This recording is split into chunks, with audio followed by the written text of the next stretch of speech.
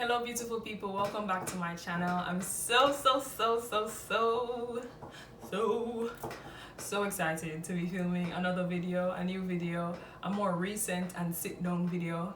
Guys, I have not sat down and filmed a video since obviously the recent series, which I'm gonna get to, but like a vibe like this since August 2020, so I'm excited to be here. I'm excited that you're here. Before we get into anything, if you like this video at all, if you smiled, make sure you like the video down below. Make sure you like and you subscribe. We're at like 630 something right now. I'm trying to get to 1,000 subscribers. Been the goal. I really haven't made it out. I haven't like acted to really get onto the goal. So anyways, trying to get to 1,000 subscribers, so make sure you subscribe. But back to the series. So guys, I really need some feedback on the series. So in order to find me on Instagram, DM me, if you know me, chat to me, call me up, whatever. I really like want to know what people thought of the series, like, and not like biased opinion. Like, I'd love to know what you thought. So if you watched it, please let me know. Comment down below, whatever, however you want to reach out, please. But then also, before I get into a life update kind of, and like the truth behind the series, or like what propelled me to what was happening in my life, why I feel like I didn't need to like get therapy, like what was really happening in Leone's life. Before I get to that, I just want to talk about the series a little bit more. So I really enjoyed it. I really enjoyed like talking to people and like kind of interviewing, but not really like having a conversation and hearing what they have to say. I don't really like talking about myself. It's not something natural per se. I've grown to do it now in university because, like, you know, you have to do interviews, you have to do cover letters, resume, so it's something that you have to practice. But in the past, I wasn't one to do it too much. But so I've really developed the habit of listening to people and being like an active listener, and so I really enjoyed it. I liked hearing people's stories and being able to relate. So I want to keep on doing it. I want to keep on pushing out content like that. So if you're interested at all in being a part of a creative team, slash creating content like this with me, please like scan this barcode and it's going to take you to a Google form and just let me know your interest. But then also, if you would like to be a part of a cast, if you'd like to be a part of a cast and just talk and just, you know, just really unpack different topics, let me know. And also scan this barcode and just fill out that Google form. Very short, black, purple, pink, anybody. Like, just let me know your interests and I would love to like connect with you. Okay, moving on from that. So yeah, I want to tell you guys what has been happening. I did not vlog or release any vlogs of last semester, but I did vlog last semester actually. If you ask my roommates, I vlog. They'll see me take up the camera and I say I'm vlogging, and the vlog no reach on YouTube. So we need to fix that. I need to fix that, and I'm gonna work on it. I vlog, and now I just have a vault of memories. I love that, but I also have the purpose of this channel to share with you guys what's happening with me and like the reality of like being a student athlete and just going through the motions of school and, you know, actually being real about it. So that's where the direction of the channel is going and where it would have gone if I actually posted content last semester.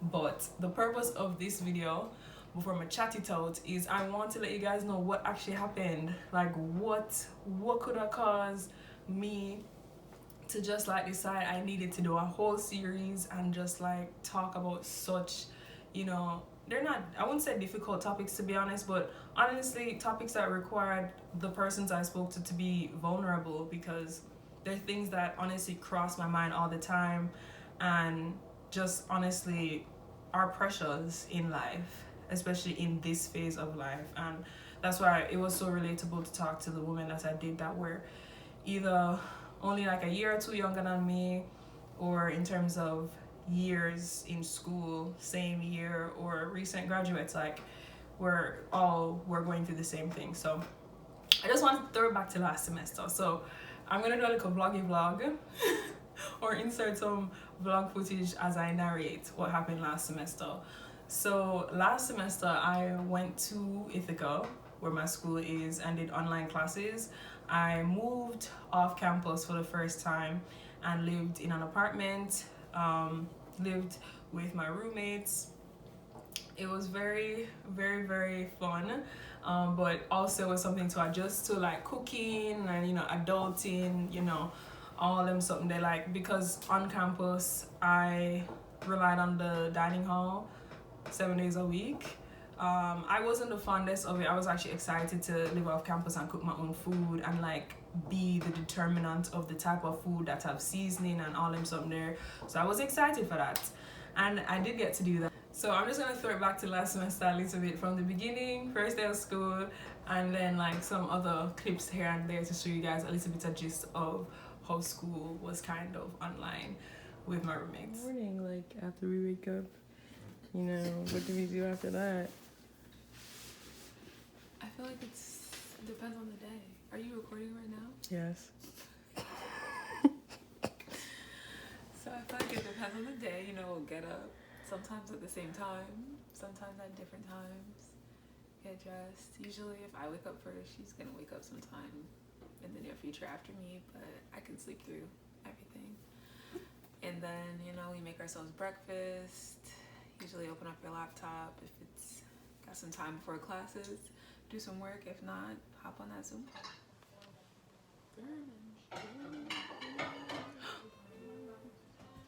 She's dead.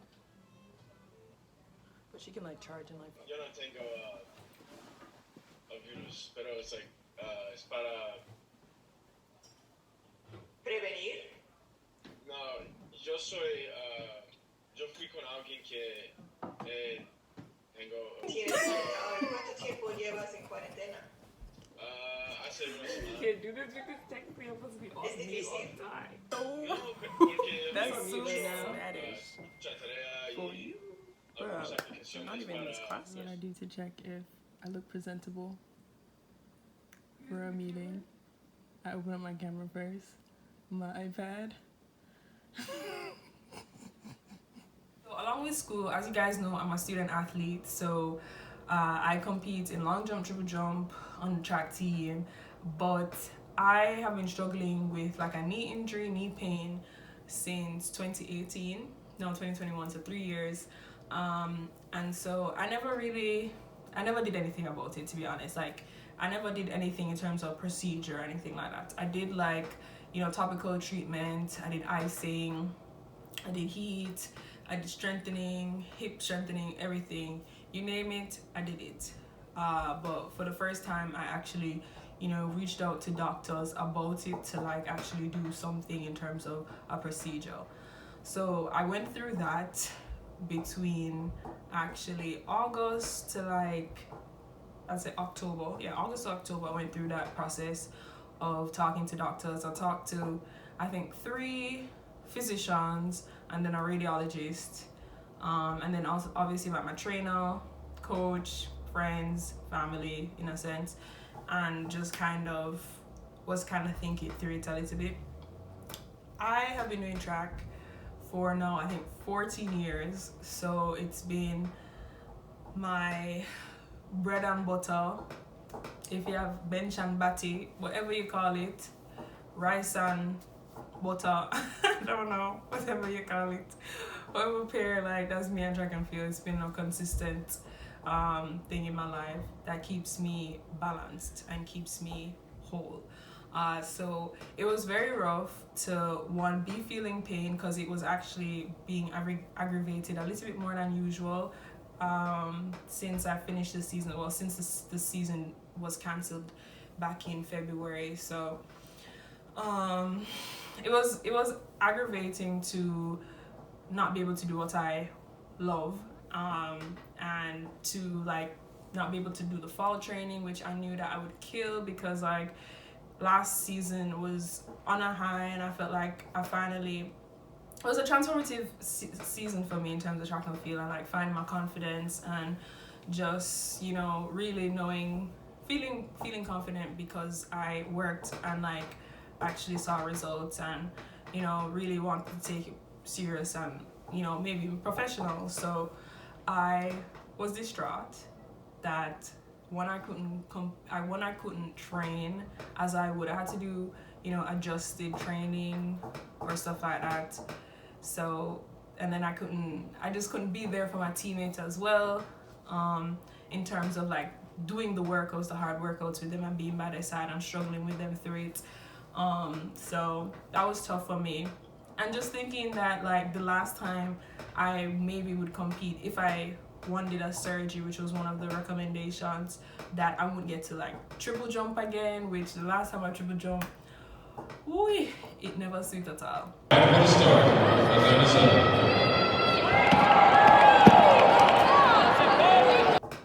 It wasn't cute. It wasn't cute the last time I triple jumped.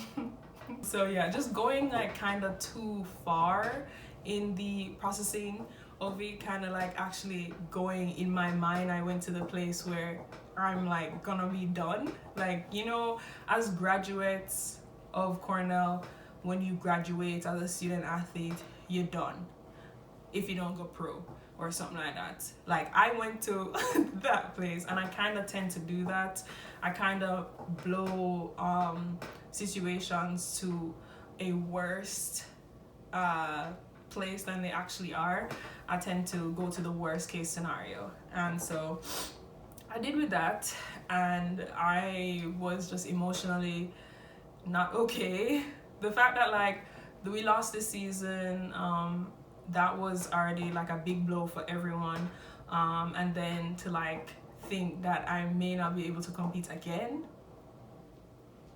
like, and I'd be, done. No. I just could not accept that. And I cried so much. So I'm gonna throw it back a little bit to like fall training, which was like, fall training was a little bit different for me. I did some training alone, so that was another thing. I kind of had to do training alone, which wasn't so fun, especially in the pandemic where you barely even see people. So to train alone wasn't fun either. So, but yeah, I'm gonna throw it back to training, some clips that I have with people, and then alone, and maybe show you guys some emotional stuff that I got on film, which is really cringy because I hate seeing myself cry, but I'll let y'all see that.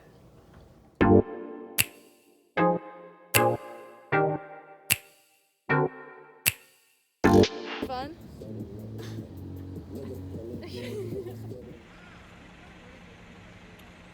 Guys, do you see this fog? Wow. So this is not where I run. I'm about to show you where I run, but yeah, this is not where I run at all. But do you see that grass? It's like dead. What is happening? Oh my gosh.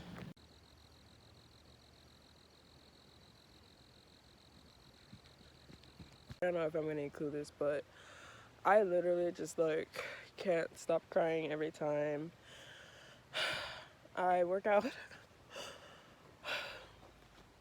I can't stop crying every time I work out, and I just I don't know, I'm definitely having a hard time. I haven't chosen a procedure or anything like that, but I'm having a hard time even conceptualizing the fact that I won't be able to train because I've never like taken a break. I know it's logical to, be accepting of the treatment and stuff like that, but I don't know, my emotional side is just not being able to, I guess, grapple that thought. I feel so like sad for myself watching me cry. Okay, and then after that, that was filmed in October when it was a little bit warm, so maybe beginning of October. But the end of October, I went and got a knee injection, and I'll show you guys a little bit of that process, and then I'll come back and tell you how it went.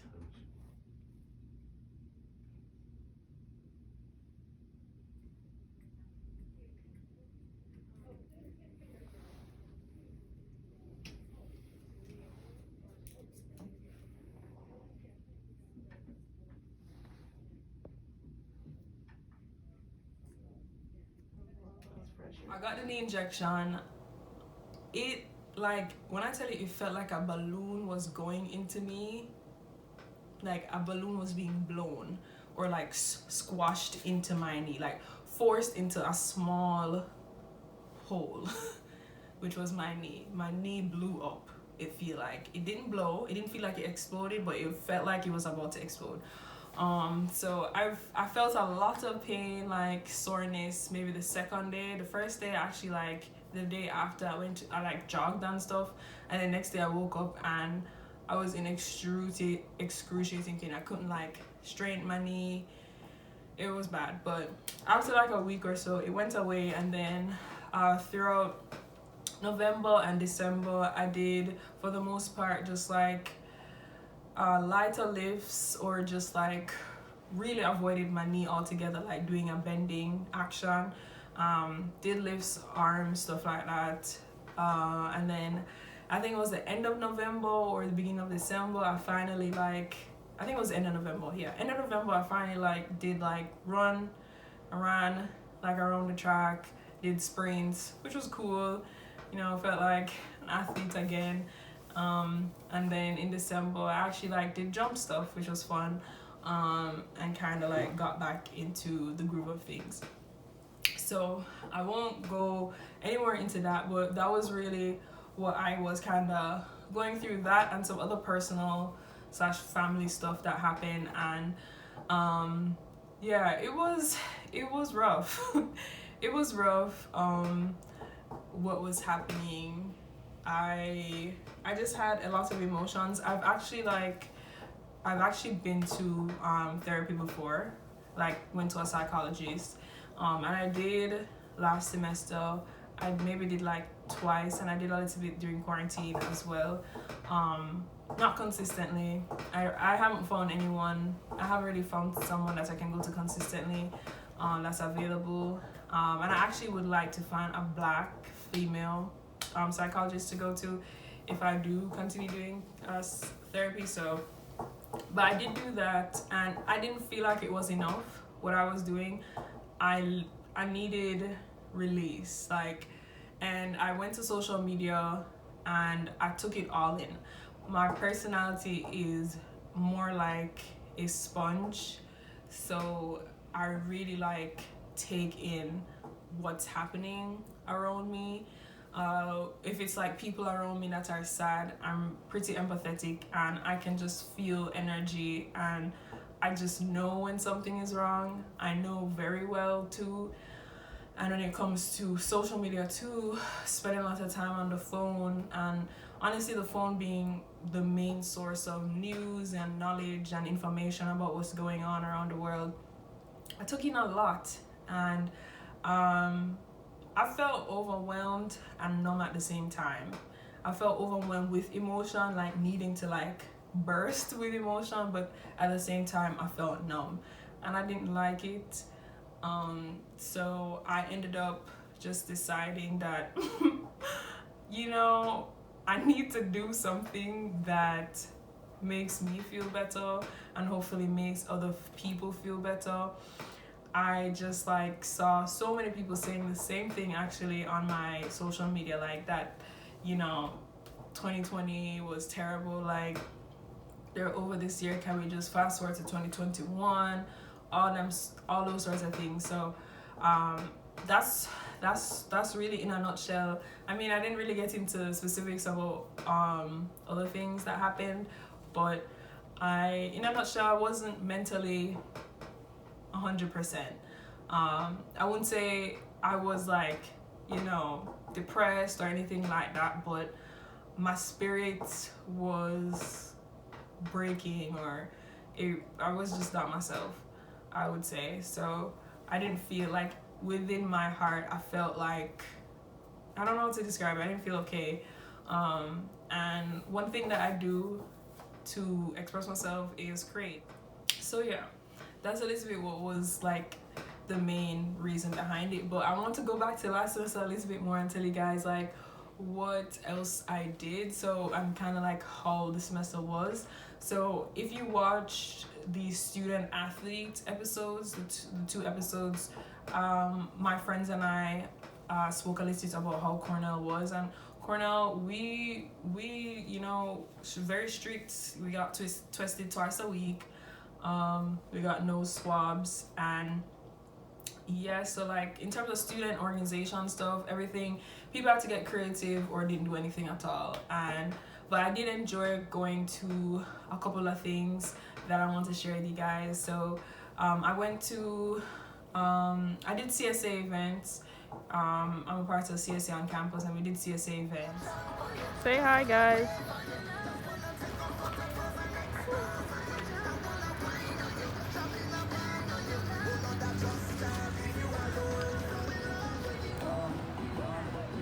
Which was cool.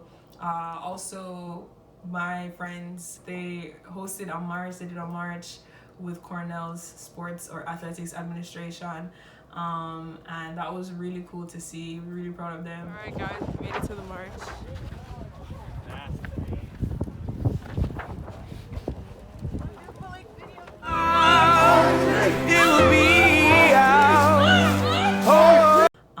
And then there was also killing that happened in Nigeria, and there was like a candlelit event, which, you know, was honestly, I was just like, little Cornell, look at little Cornell coming together as a community, especially black community. Even I'm not African, other people weren't African, but like supporting our Nigerian community because of the police brutality that was happening.